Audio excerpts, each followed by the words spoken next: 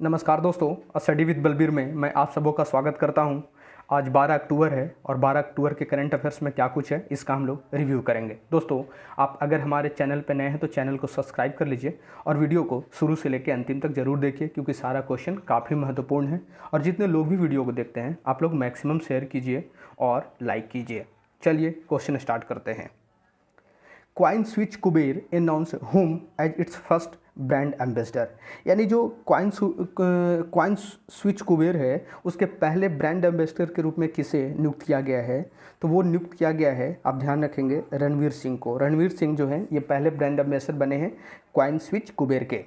अगर बात करेंगे यहाँ पे क्वाइन स्विच कुबेर जो है इसकी जो सीईओ हैं या आप बोल सकते हैं उसका जो फाउंडर है वो हैं आशीष सिंघल। कौन है? आशीष सिंघल जी हैं। और ये इसकी हेडक्वार्टर कहाँ है? बेंगलोर में है इसकी हेडक्वार्टर, बेंगलोर में। और इसकी स्थापना 2020 में ही हुई थी। और ये रणवीर सिंह कौन है? तो ये जो है ये बॉलीवुड एक्टर जो है रणवीर सिंह वही हैं। चलिए next. Which private space industry has entered into an agreement with New Space India Limited to use PSLV and GSLV platform to launch satellites in India from 2022। यानी कहने का मतलब है कि भारत की कौन सी जो प्राइवेट जो स्पेस इंडस्ट्री है वो अभी न्यू स्पेस इंडिया जो लिमिटेड है, जो कि पहले मैं बता देता हूँ कि न्यू स्पेस इंडिया लिमिटेड जो है वो इसरो जो है भारत का इंडियन स्पेस रिसर्च जो ऑर्गेनाइजेशन है उसकी ये अंदर ही काम करती है। न्यू स्पेस इंडिया लिमिटेड उसकी आप बोल सकते हो उसकी आर्म है ये। तो उससे टाई अप किया है कौन सा जो प्राइवेट स्पेस इंडस्ट्री है, ताकि जो पोलर सैटेलाइट लॉन्च व्हीकल है जो PSLV है और जियो स्टेशनरी जो सैटेलाइट लॉन्च व्हीकल प्लेटफॉर्म है जो कि इसरो की है, उसको ये यूज़ करेगी प्राइवेट स्पेस, ताकि जो उसकी जो सैटेलाइट है जो उसकी उपग्रह है उसको अंतरिक्ष में पहुंचा सके। तो वो किया है वन वेब ने। और बात करेंगे कि वन वेब क्या है, तो वन वेब जो है वो प्राइवेट स्पेस इंडस्ट्री है। और ये किसकी है?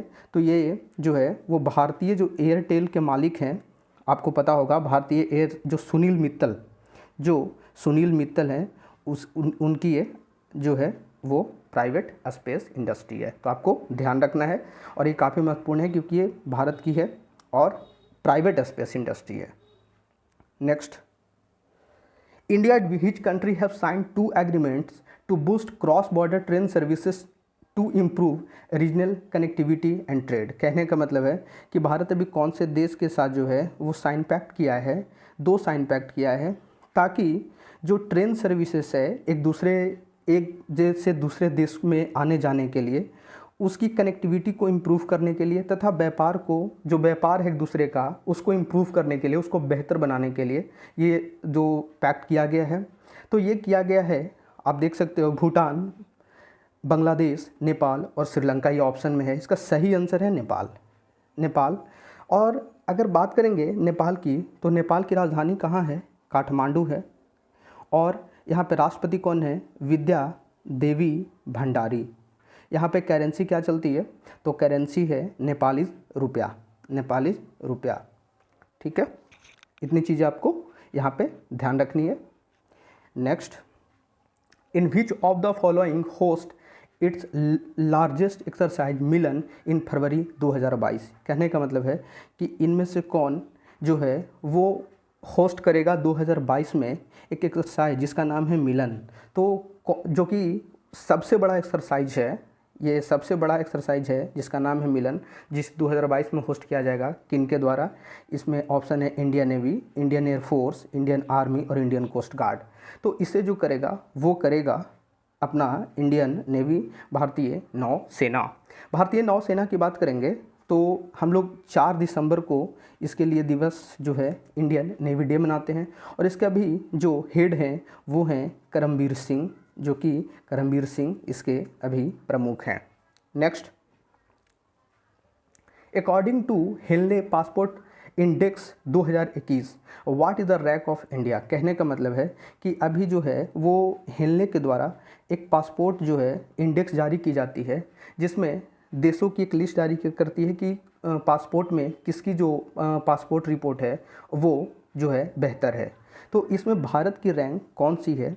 तो इस बार भारत 6 पायदान नीचे गिर गया है, 6 पायदान जो है वो नीचे गिर गया है और अबर जो है वो इसके स्थान है 84 स्थान पे भारत जो है अभी है। तो आपको ध्यान रखना है।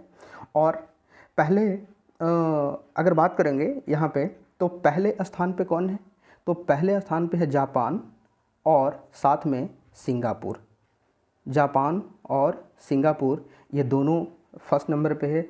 अगर आपके पास जापान या सिंगापुर की वीज़ा है तो आप 192 देश में फ्री जो है आप ट्रैवल कर सकते हो।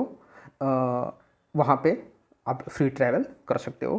तो काफ़ी ये महत्वपूर्ण है और जापान की जो कह सकते हो काफ़ी पासपोर्ट में जो है वो स्ट्रांग अपनी पोजीशन बना के रखी है।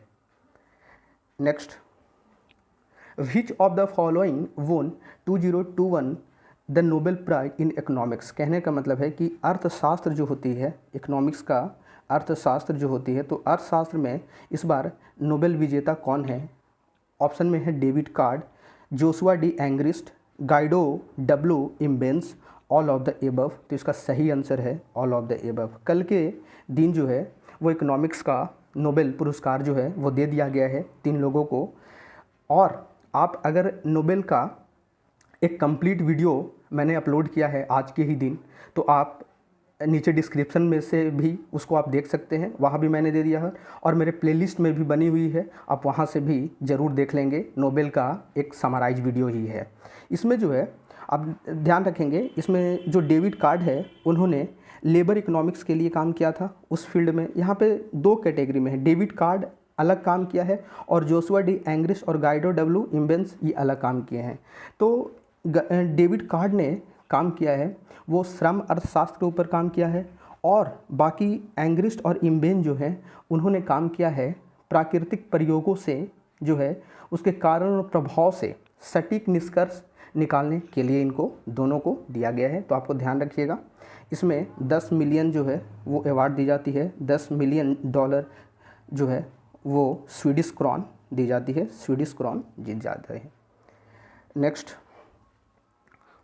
और ये अवार्ड कहाँ दिया जाता है आप ये भी ध्यान रखेंगे, ये स्वीडन के द्वारा स्वीडन में ही दी जाती है और रिस्क बैंक प्राइज भी इसे बोलते हैं।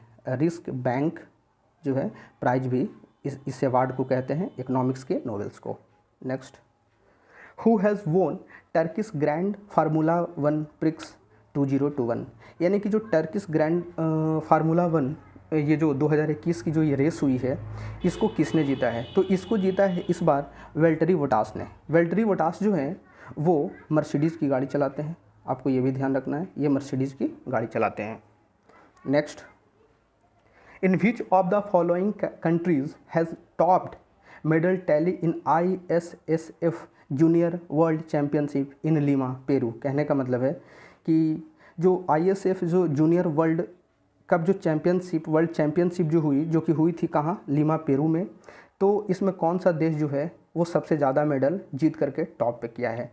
तो इसमें किया है अपना प्यारा भारत और भारत ने कुल 43 मेडल इसमें अपने नाम किया है, जिसमें 17 जो है वो गोल्ड मेडल है, 16 स्वर्ण पदक, ये रजत पदक यानी सिल्वर मेडल और ब्रॉन्ज जिसको कांस्य बोलते हैं वो टोटल हो गया 10। तो टोटल 43 मेडल है यहाँ पे।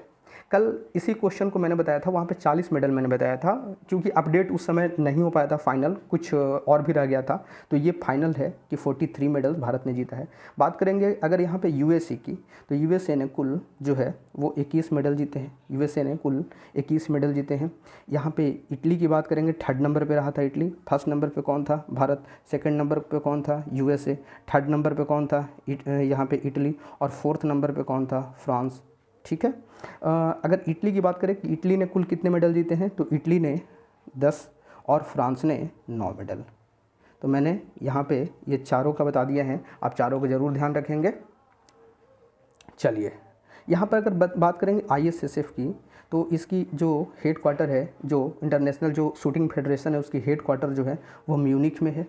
म्यूनिख, और म्यूनिख कहाँ है? ये जर्मनी में है। म्यूनी जो है जर्मनी का शहर है।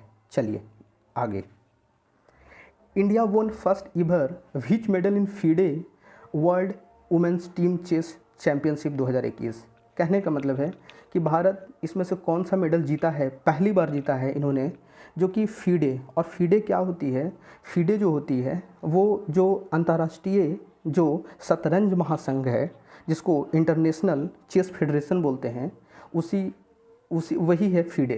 तो इसका जो महिलाओं का जो है चेस चैंपियनशिप अगर हुई है, उसमें भारत पहली बार कौन सा मेडल जीत पाया है महिलाओं में, तो वो भारत ने जीता है सिल्वर मेडल, रजत पदक। और रसिया जो है इसमें जो है भारत को हराया था और रसिया ने गोल्ड मेडल जीता था। रसिया ने इसमें गोल्ड मेडल जीता था। अगर ये पूछे कि ये कहाँ हो रहा था, ये चैंपियनशिप हो कहाँ रही थी, तो ये चैंपियनशिप जो हो रही थी उसे ऑर्गेनाइज किया था स्पेन ने। कौन किया? स्पेन ने किया था इसे। फीडे जो है इसकी हेड क्वार्टर कहाँ है, आपको ये भी ध्यान रखना है। फीडे जो है उसकी हेड क्वार्टर कहाँ है? उसकी हेड क्वार्टर जो है वो लुज़ेन में है। और लुज़ेन कहाँ है? लुज़ेन जो है वो स्विट्ज़रलैंड में है। लुज़ेन का है स्विट्ज़रलैंड में। आपको मैंने बताया था टेबल टेनिस के लिए भी, टेबल टेनिस का भी जो हेड क्वार्टर है वो भी कहाँ है? लुज़ेन में ही। तो दोनों आप यहाँ पे ध्यान रखेंगे। Next, international day of girl child 2021 is annually observe on which day. कहने का मतलब है कि अंतर्राष्ट्रीय दिवस जो है वो हम कब मनाते हैं? गर्ल चाइल्ड के लिए। गर्ल चाइल्ड जो होते हैं उसके लिए कब मनाते हैं? तो वो मनाया जाता है हर साल 11 अक्टूबर को, यानी कल के दिन। इस बार इसकी थीम काफ़ी महत्वपूर्ण है, थीम बहुत महत्वपूर्ण है, ध्यान रखेंगे आप। Digital generation our generation. क्या थीम है? डिजिटल जनरेशन आवर जनरेशन, आपको ध्यान रखना है। Next, which country won UEFA national league 2020-21। कहने का मतलब है कि यूरोपियन यूनियन के द्वारा जो खेली जाती है उसमें जो नेशनल लीग थी 2021 की, उसको कौन सा टीम ने जीता है? तो उसको जीता है फ्रांस ने। फ्रांस जो है उसको जीता है। और फ्रांस ने, आपको पता होगा कि फीफा जो था उसको भी जीता था। 2018 का जो फीफा हुई थी उसे भी फ्रांस ने जीता था। और ये कौन से टीम को हराया है? तो स्पेन को इन्होंने हराया है। स्पेन को हरा के इन्होंने जो है यूएफा नेशनल लीग को जीता है। ये आप यूएफा से कंफ्यूज मत कीजिएगा, ये लीग है, नेशनल लीग है, उसे जीता है किसने? फ्रांस ने। चलिए next, investment bank Morgan Stanley has appointed whom as a head of India global centres. कहने का मतलब है कि जो एक इन्वेस्टमेंट बैंक है जिसका नाम है मॉर्गन स्टैनले, तो वो भारत और ग्लोब सेंटर्स के लिए किसे अपना हेड जो है अभी नियुक्त किया है? तो वो नियुक्त किया है, यहाँ पे ऑप्शन देखिए, अस्मिता भार्गवा, अनहिता तिवारी, जॉन मैकग्रोरी और दामिनी दास। तो ये हैं अनहिता तिवारी जी। अनहिता तिवारी जी को अभी बनाया गया है इंडिया ग्लोब सेंटर्स के हेड। किसके? मॉर्गन स्टैनले के। मॉर्गन स्टैनले क्या है? इन्वेस्टमेंट बैंक है। और इन्होंने रिप्लेस किसको किया, किसके जगह पे बने हैं? तो इसके पहले जो थे वो थे जॉन मैकग्रोरी। तो आपको ध्यान रखना है। नेक्स्ट दोस्तों, आज की वीडियो यहीं तक रहेगी। कल फिर से नए करेंट अफेयर्स के साथ मिलेंगे। तब तक के लिए धन्यवाद।